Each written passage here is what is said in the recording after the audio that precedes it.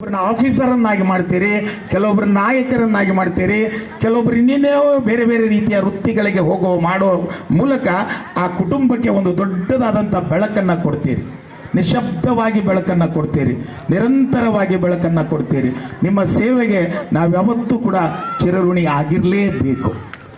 ಈ ಸಂದರ್ಭದಲ್ಲಿ ಇತ್ತೀಚಿನ ದಿನಗಳಲ್ಲಿ ಈ ಮೊದಲು ಟೀಚರ್ಗಳು ಎದುರಿಸುವಂಥ ಸಮಸ್ಯೆಗಳಿಗಿಂತ ಭಿನ್ನವಾದಂಥ ಸಮಸ್ಯೆಗಳನ್ನು ಇತ್ತೀಚಿನ ಟೀಚರ್ಸ್ಗಳು ಎದುರಿಸ್ತಾ ಇದ್ದಾರೆ.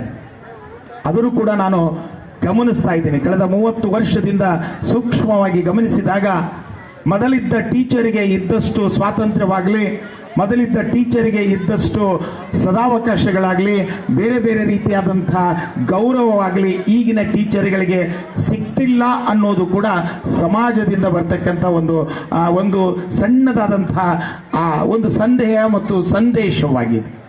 ಯಾಕೆ ಅನ್ನೋದನ್ನು ಎಲ್ಲ ಟೀಚರ್ಗಳು ಕೂಡ ನಾವು ಮನವರಿಕೆ ಮಾಡಿಕೊಳ್ಳಬೇಕು.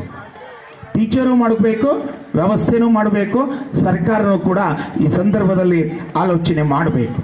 ಅದರ ಜೊತೆಗೆ ಸರ್ಕಾರಿ ಶಾಲೆಗಳೇನಿದಾವಲ್ಲ, ಅವು ಈ ನಮ್ಮ ನಾಡಿನ ಕಲ್ಪವೃಕ್ಷ ಕಾಮಧೇನು ಇದ್ದ ಹಾಗೆ, ಬಡವರ ವಿಶ್ವವಿದ್ಯಾಲಯಗಳು ಇದ್ದ ಹಾಗೆ. ಈ ಸರ್ಕಾರಿ ಶಾಲೆಗಳಲ್ಲಿ ನಿರ್ಮಾಣವಾದಷ್ಟು ಪ್ರತಿಭಾನ್ವಿತ